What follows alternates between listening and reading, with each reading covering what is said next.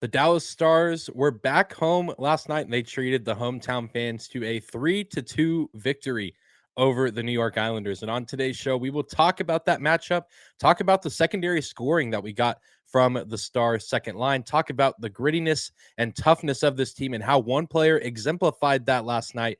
And then, of course, take a look at the Western Conference playoff race again, because now the participants are becoming fewer and fewer. We talk about it all on today's episode of Locked On Stars. Your Locked On Stars, your daily podcast on the Dallas Stars. Part of the Locked On Podcast Network. Your team every day.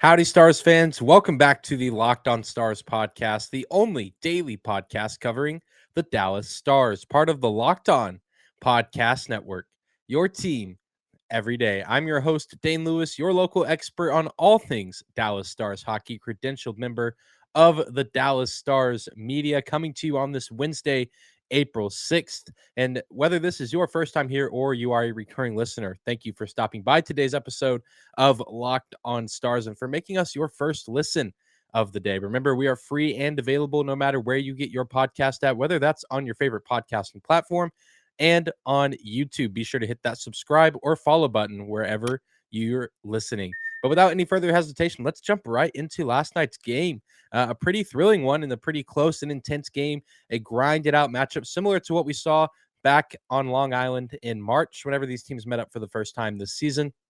A competitive game. We've been saying it. We said it after the first matchup, and we even said it yesterday with Matt DeFranks that this is an Islanders team that is slept on, underrated. They've just had some tough adversity this season with playing their first 17 games on the road and also just being in a tough Metro division and a pretty tough Eastern Conference, an Eastern Conference that has pretty much had their playoff teams set since the All-Star break. So just kind of a bad hand given to the Islanders this season. Still plenty of talent on that team and a roster and a club that's probably going to be good next season, depending on the moves that they make in the offseason. But nonetheless, the Stars do get the win behind some pretty impressive play from their second line. That we saw goals from Marian Studenic. His first as a Dallas Star was awesome to get to see him score that goal. A really nice rebound goal. I can't remember who took the initial shot, but Studenic, after working the puck along the boards and helping keep possession for the Stars in the offensive zone, he's in the right position to get the rebound off the initial shot, and he gets the puck past Varlamov, and getting to watch him celebrate alone and then with his teammates was a sight to behold. Very excited for him and glad that he's finally on the scoreboard as a member of the Stars.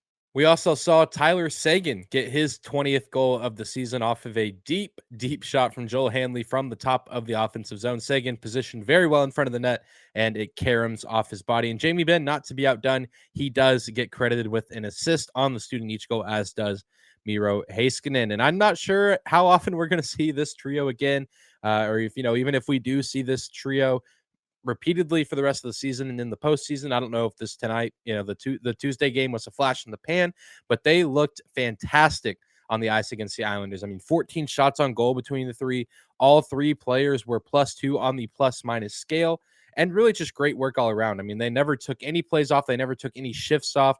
You look at that Tyler Seguin goal, go back and watch the highlight. You'll see Marian Studenic again working the puck on the boards and making sure the puck gets back out to the blue line to the Stars defenseman. And of course, he doesn't get credited with the assist because several other players had touched it before Seguin eventually tipped it in off his body. But still, nonetheless, that play does not happen without the work and hustle from Marian Studenic to help the Stars keep possession in their zone. And obviously, I mean, we know what we're going to get with Jamie Benn and Tyler Seguin and their effort and their, dedication to the game and their performances that they have, like the ones they had tonight. I mean, we've seen those kind of performances for the past several years, but now to have Marian Studenic go in there, I mean, a similar player to Denis Gurianov in just size and play style and speed.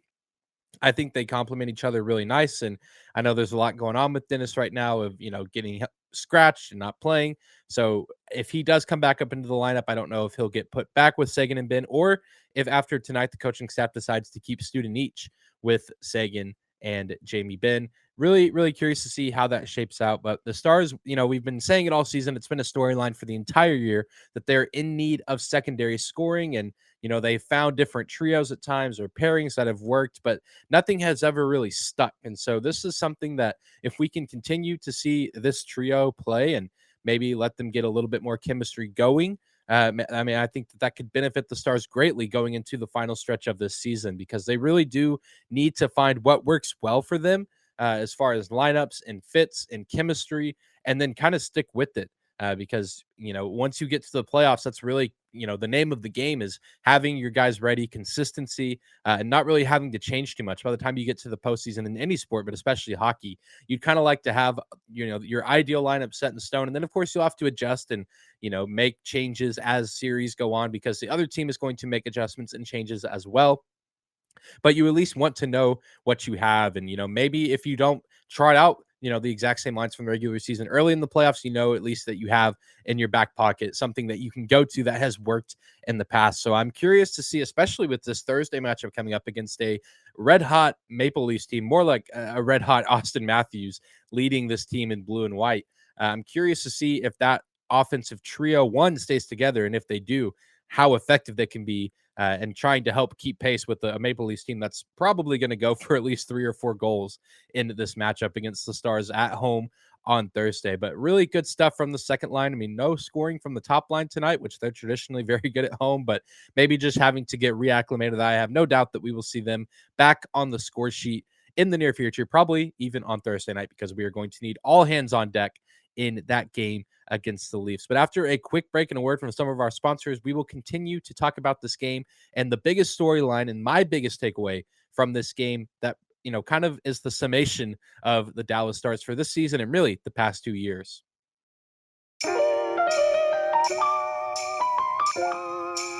Today's episode of Locked On Stars is brought to you by HelloFresh. With HelloFresh, you get farm-fresh, pre-portioned ingredients and seasonal recipes delivered right to your doorstep. Skip trips to the grocery store and count on HelloFresh to make home cooking easy, fun, and affordable. That's why it's America's #1 meal kit. Ingredients travel from the farm to your doorstep in under a week, so they're always fresh when they arrive.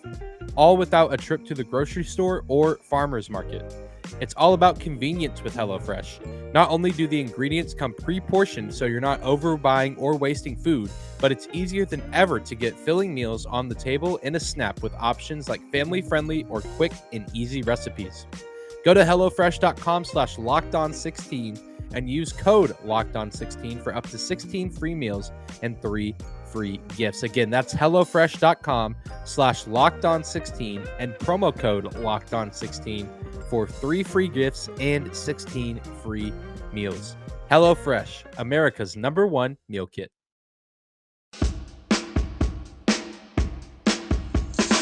Continuing on with this Wednesday episode of Locked On Stars. Thank you again for stopping by and making us your first listen of the day. Be sure to give me a follow on Twitter at Dane_Lewis. You can also find our show's account on Twitter at Locked On Stars. Be sure to give us a follow there and also hit subscribe if you're watching on YouTube. Truly do appreciate the continued support that you guys show our show day in and day out. And continuing to talk about last night's game, the biggest storyline for me and the biggest takeaway from this game comes from about the middle portion of the matchup where we saw Radek Faksa actually get knocked down. I think there was a shot. I believe it was Joel Hanley that shoots the puck and it catches Radek Faksa's body. And he's down for a little bit. And I know there were people on Twitter that said it. I think, a few Stars reporters, Saad Youssef, people that were at the game watching, commenting that Radek Faksa, if he does go down, he doesn't stay down very long. But after taking that shot, he stayed down for a little bit and then went back to the Stars locker room. And, I think it was Saad Youssef who did say that that's pretty rare that Radek Faksa is one of the toughest guys, if not the toughest guy on the team, and that he really hasn't missed more than 3 games since his rookie year back, whenever he was first getting started with Dallas. He was the 2012 first-round pick for the Stars, the 13th overall pick. And a guy that's been a staple of this team for the past several seasons. Definitely not the guy that's stealing all the headlines on the, online or in the newspapers or storming social media. But Radek Faksa just continues to embody what I think Dallas Stars hockey is all about, because he gets knocked down, he goes back to the locker room and, kind of definitely looks a little banged up, but then he comes back out later in the game in the third period and scores the go-ahead goal, eventual game-winning goal on the penalty kill. So one, he comes out for the penalty kill, which, obviously playing 5-on-5 hockey is difficult to do when you're sore or going through some pain or injured. But then, you have to be on the attack even more with the PK. You have to be even more physically able to go because you're playing 4-on-5 down a man against another professional hockey team full of professional athletes. And not only does he do that and go out and try to kill the penalty, but he does it successfully as he and Luke Glendening connect for the eventual game-winning goal. And I say it, Radek Faksa, certainly not the best player on the team. There's never been a time where he's been a Dallas Star where you said, hey, this is Radek Faksa's team. He may not have the best numbers. He may not be the first guy that fans always point to when they're talking about the Dallas Stars. But like I said, Radek embodies what Dallas Stars hockey really is at its core. It's that desire, the want to, the effort, the heart, the passion, all the other cliche words I can throw out.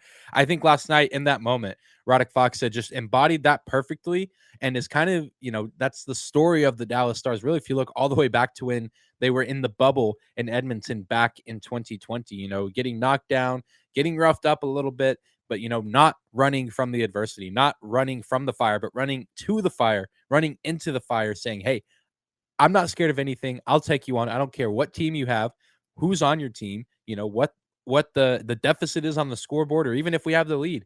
I think that Radek Faksa just was a small piece of embodiment of that last night.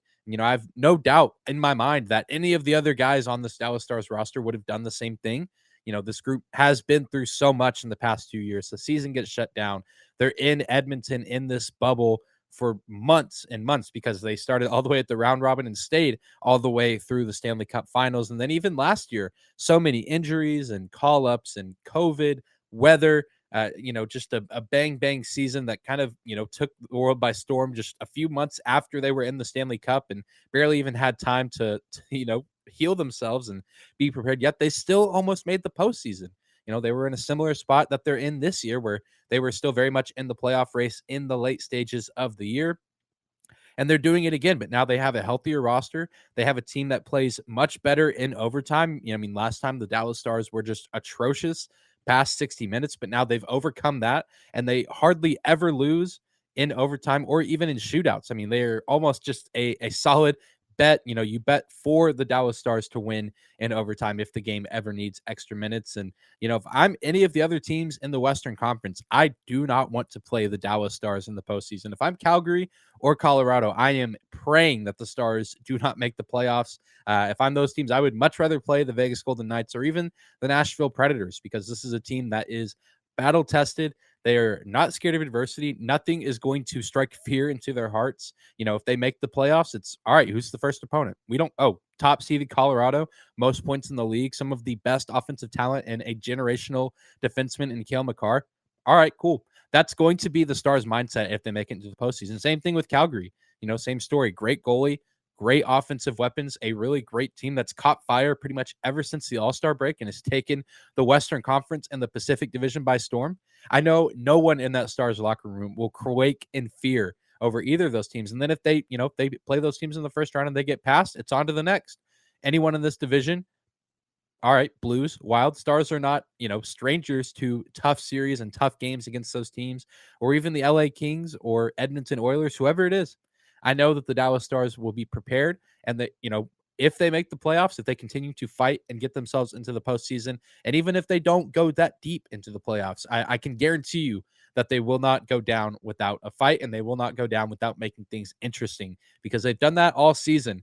And again, we saw just a small piece of it with the guy that's been, kind of overlooked and, maybe underwhelmed and underperformed throughout his career, but he comes in and makes a big play for his team to get his team 2 points, much needed 2 points that has now moved the Stars back into a playoff spot. And if Nashville had lost their game last night to the Minnesota Wild, would have put the Stars in the first wild card spot out west. And just say what you want about Radek Faksa, but you can't put a price on that. And that's a big play, big time moment for number 12. And again, have no doubt in my mind that anyone else on that Stars roster, they would have done the exact same thing had they been in the exact situation. But speaking of playoff seeding, after another quick break, we will take a quick look at the Western Conference playoff picture and talk about some of the teams that are starting to fall out of the race and how the Stars stack up next to the competition.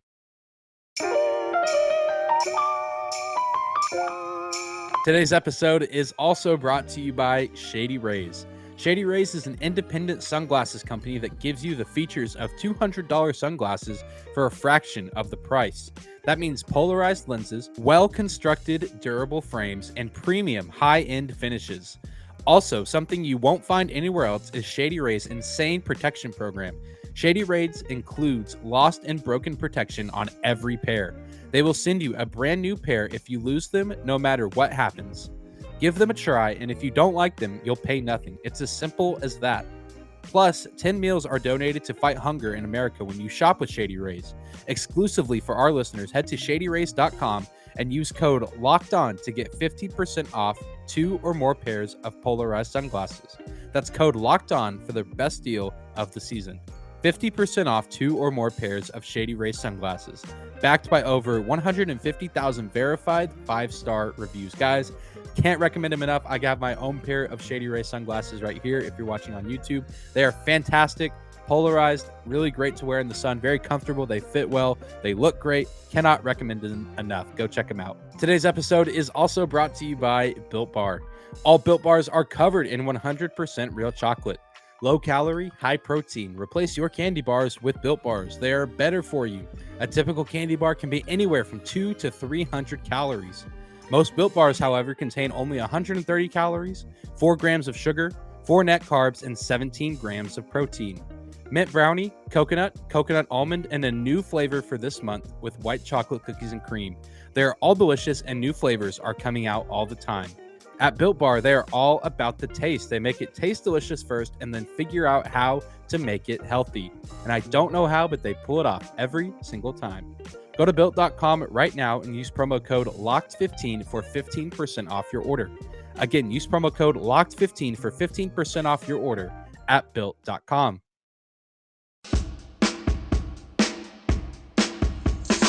Closing out today's episode of Locked On Stars, your first listen of the day. Your host, Dane Lewis here at Dane_Lewis on Twitter.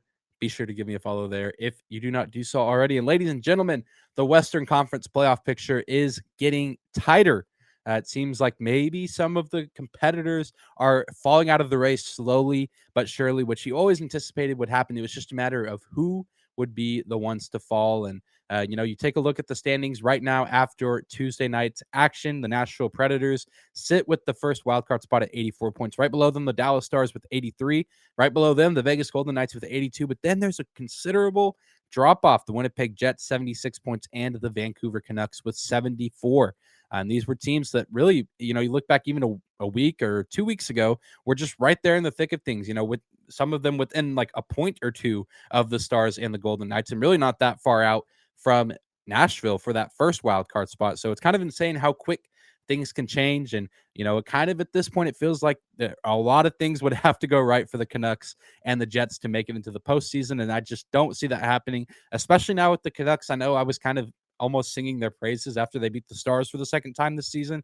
I think that they're just a team like Ottawa or some of the other teams that have swept the Stars this season in their series that just have Dallas's number this year. And the Stars do play them one more time on the road in Vancouver, which is bound to be one heck of a matchup.